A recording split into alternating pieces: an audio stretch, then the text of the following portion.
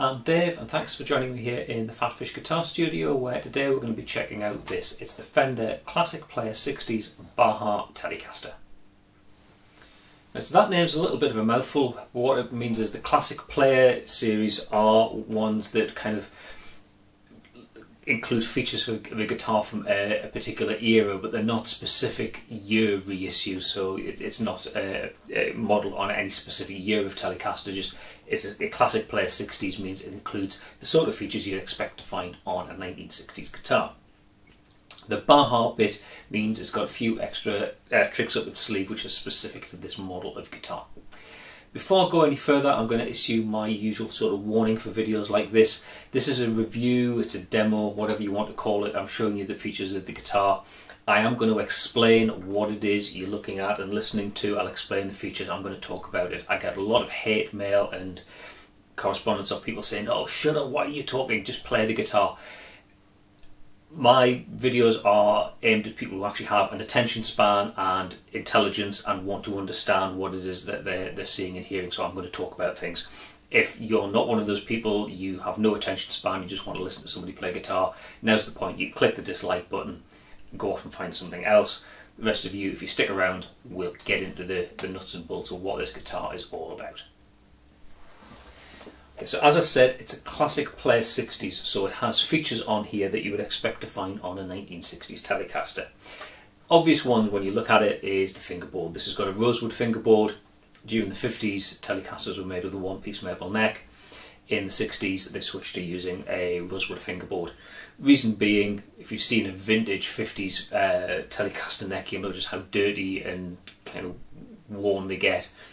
Darker fingerboards don't show up the dirt. Gibson used ebony back in the day, always looked nice and clean, so Fender made the change in the 60s to use a Rosewood fingerboard. Early 1960s, they used what's called a slab fingerboard. So if you think of it, the top of the neck is flat, so you've got a maple neck here, the top of that is flat, they put a slab of rosewood on and then radius that to the curve of the fingerboard.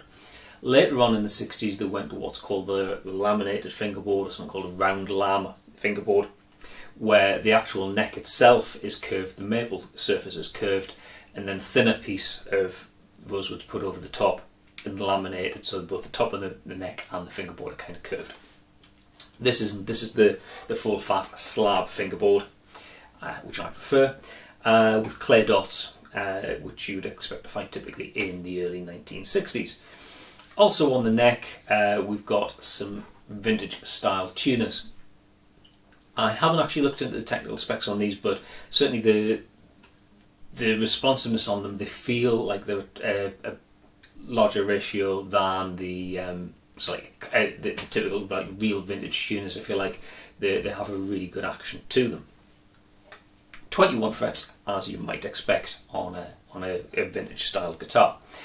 Down the body end, it looks pretty much like you'd expect a Telecaster to look. It's that classic look, the switch, volume control, tone control on that control plate. This one is finished in a colour which really confuses the white balance on the camera. This is a faded sonic blue. At first glance it's white, you might think it's white, but it is actually a very faded version of sonic blue. And it's got a mint green scratch plate, which I think works really, really well with it. In terms of electrics, we've got a 1952 vintage voiced pickup in the bridge and a 1958 vintage voiced pickup at the neck. Bit odd, it's a 60s guitar, but it's got 50s voiced pickups in it. Fender also do a Classic Player 50s Baja Tele, which ironically doesn't include the 50s voiced pickups, it includes something else, but never mind, we're talking today about this one, which is the 60s. Also down here at the bridge end, we've got the sort of saddles you'd expect to find on a vintage Telecaster, where you've got pairs of strings on each saddle rather than 6 individual saddles.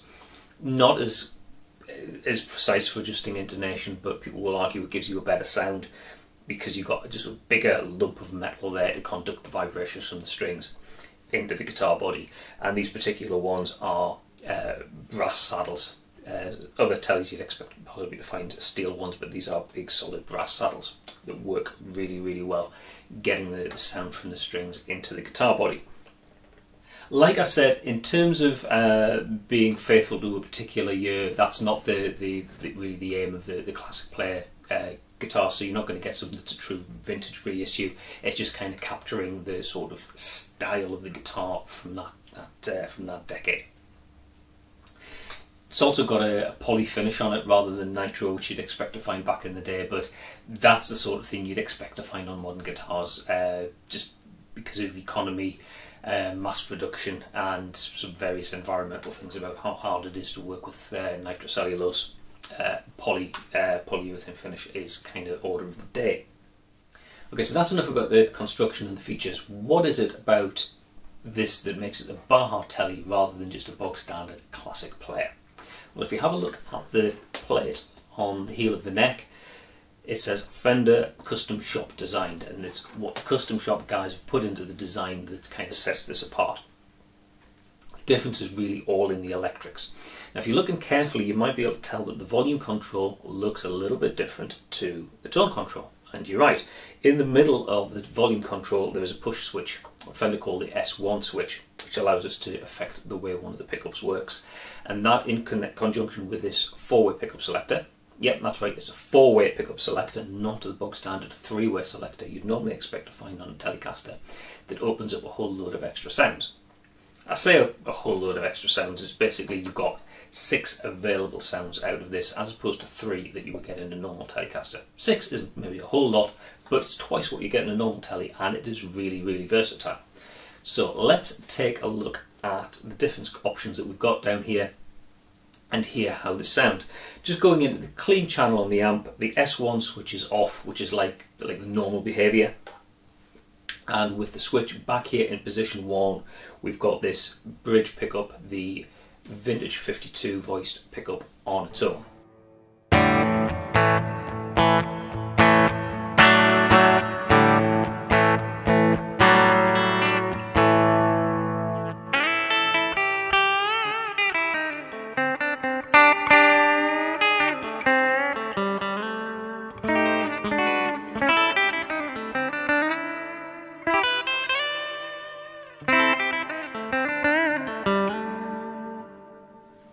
So a fairly typical bridge pickup Tele sound. Now this has got, I'm playing this here with volume and tone on full all the time. If you've played many Telecasters, you know that it can get a little bit bitey, a little bit, maybe a little bit too harsh with the tone control turned up. This one I find actually is not too bad. You can play with the tone control all the way up, and it doesn't hurt your ears too badly compared to like some that I've played. Okay, so that was the bridge pickup. If we take the pickup selector to position 2, we get what you'd expect to get on sort of like 1967 onwards Telecasters, which is the bridge and the neck pickups together.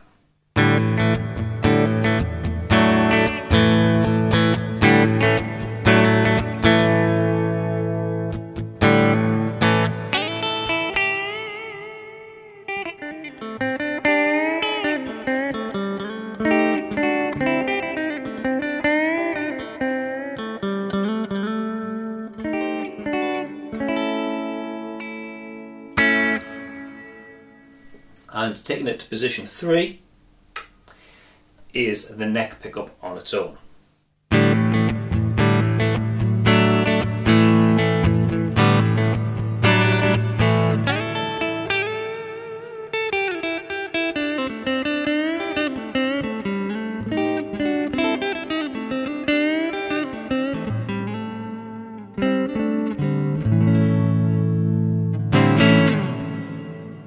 So those are the 3, I guess you call them the standard Telecaster sounds, the pickups working on their own or in combination. Like I said though, this is a 4-way selector, so I can put that selector switch into position 4, and here we get the 2 pickups together, but rather than where they were in position 2, they were working in parallel. In position 4, it's the 2 pickups wired in series, and it sounds like this.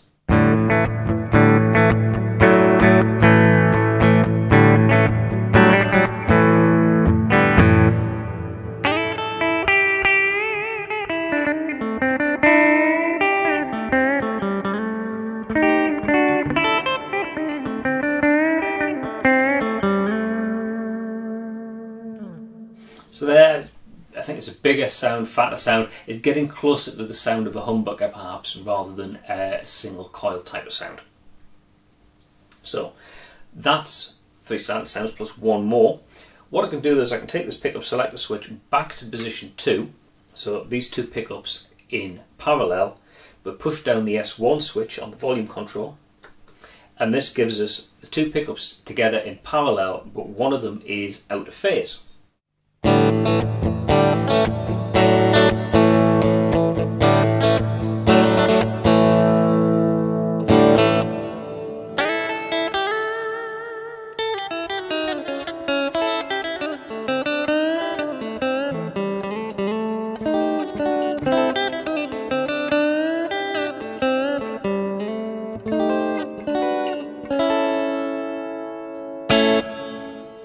Now I really like that sound. It reminds me a little bit of a Strat. It's like position 2 on a Stratocaster, where you've got the 2 single coils, but one of them's reverse wound, so you've got the really classic Strat sort of sound. That's getting close. It's not a Strat sound, nothing sounds like a Strat, but this is getting more towards that territory. The last sound we've got on offer is back in position 4, so again it's the 2 pickups working together. In position 4 they're in series, but because the S1 switch is down, we get one of them is working out phase. And this is a very, very distinctive sound.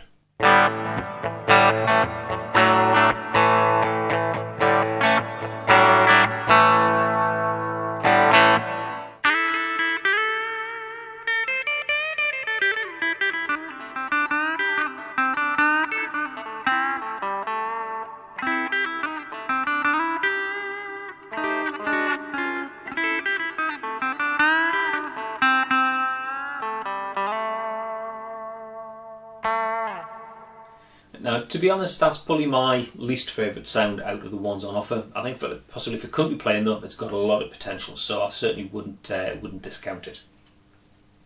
So, as you should be able to hear, if you're familiar with Telecasters, you'll recognise the classic Telecaster sound, but the S1 switch and that 4-way selector gives us a whole load of extra options. A very, very versatile guitar indeed. We've listened to it clean so far. Let's get a bit of overdrive on the go. So this is still into the clean channel on the amp, but this is a bit of Angry Charlie overdrive.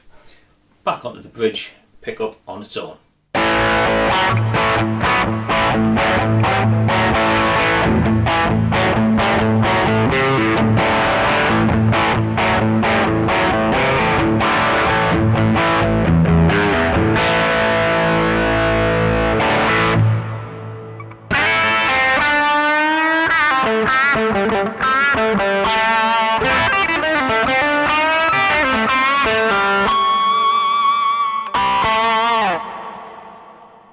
Position 2, 2 pickups together in parallel.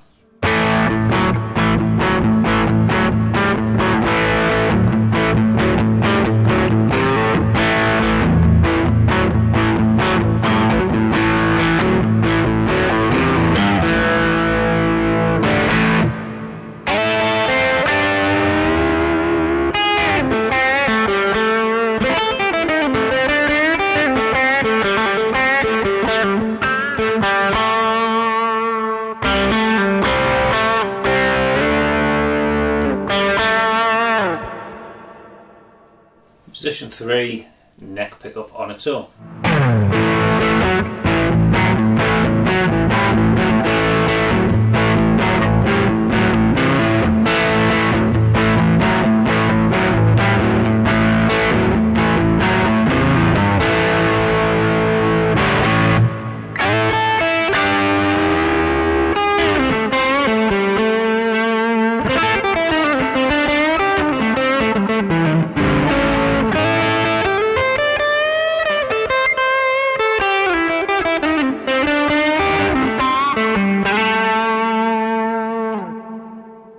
And into position 4, the 2 pickups together in series.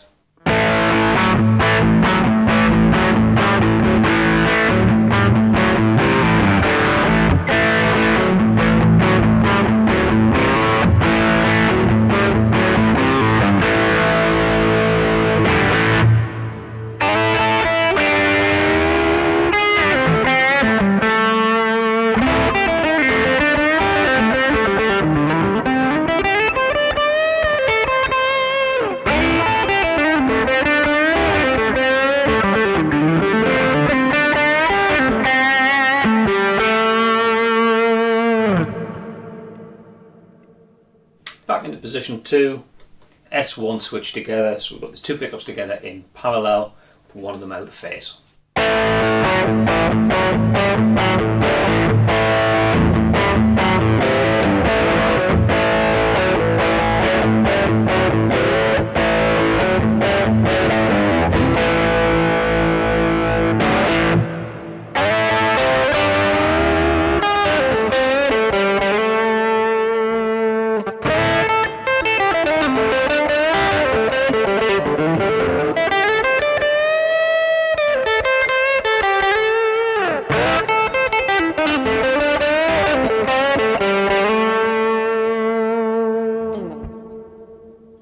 And lastly, into position 4, the two pickups together in series with one of them out of phase.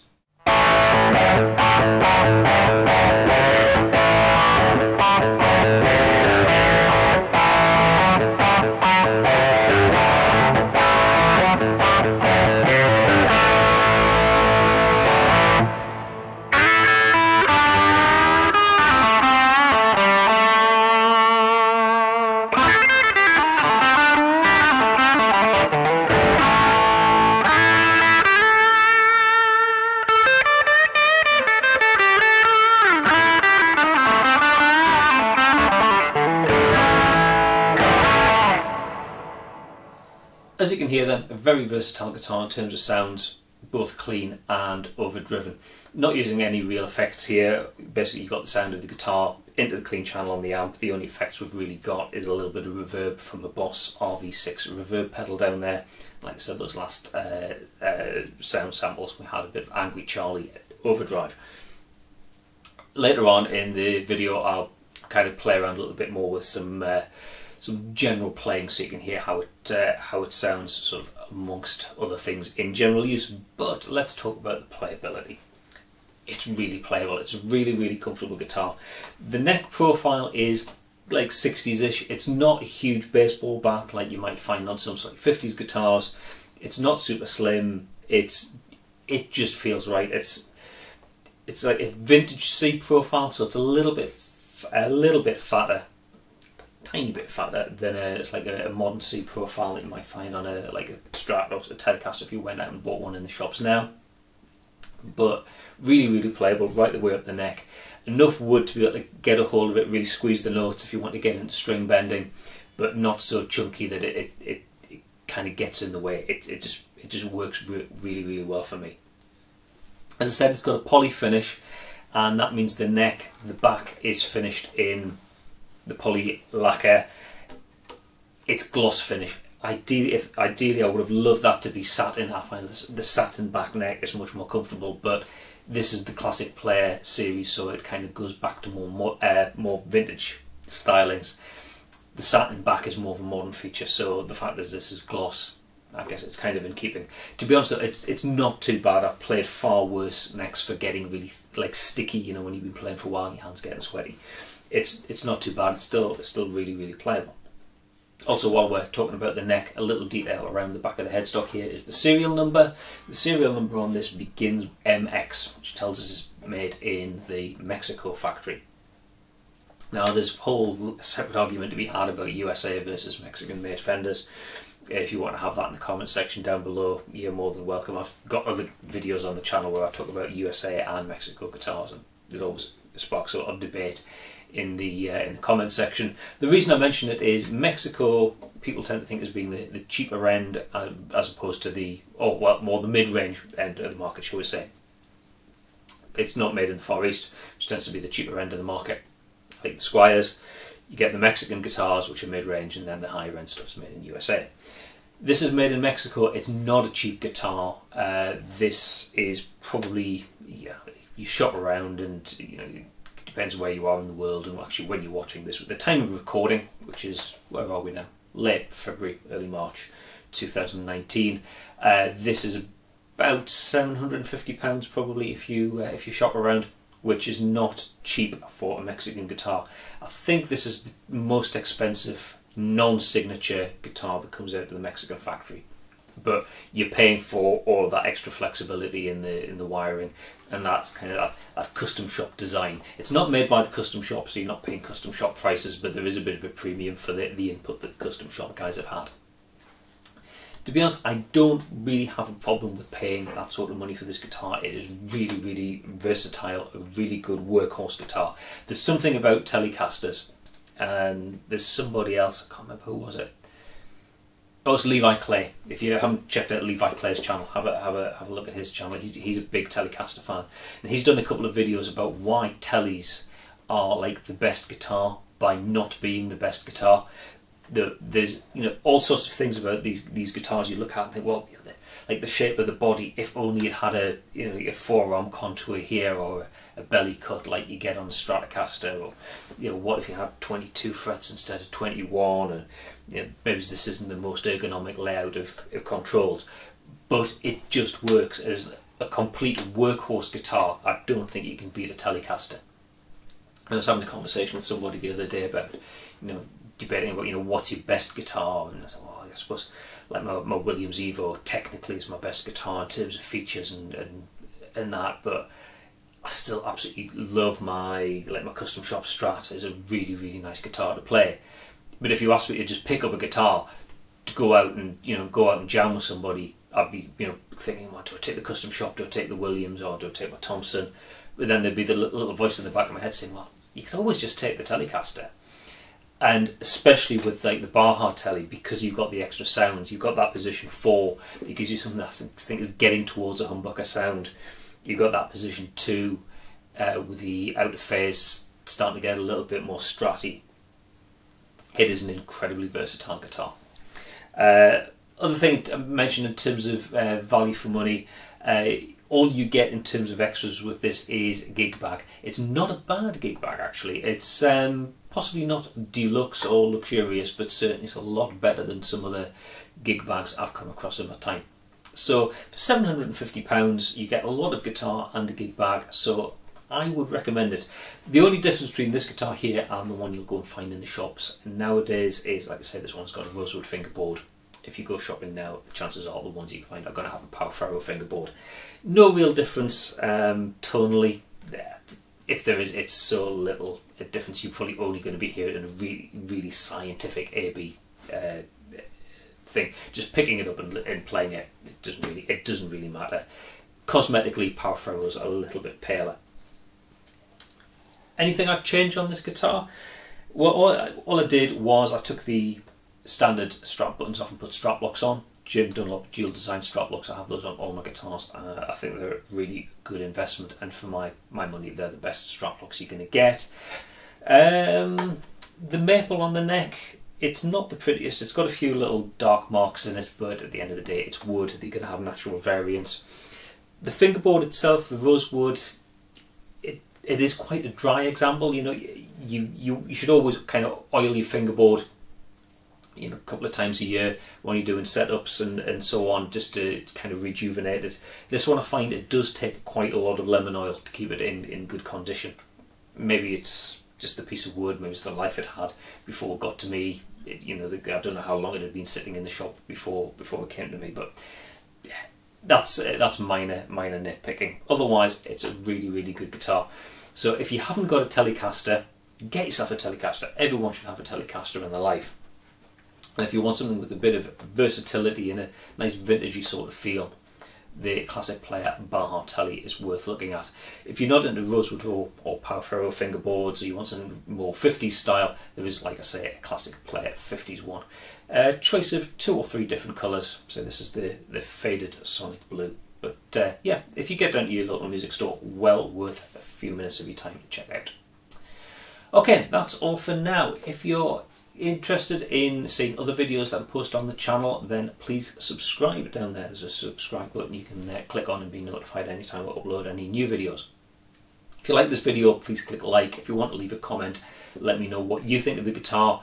You're more than welcome. If you've got a question or something you want to suggest for a future video, then you're probably better off going here, filling the form in, sending your question in.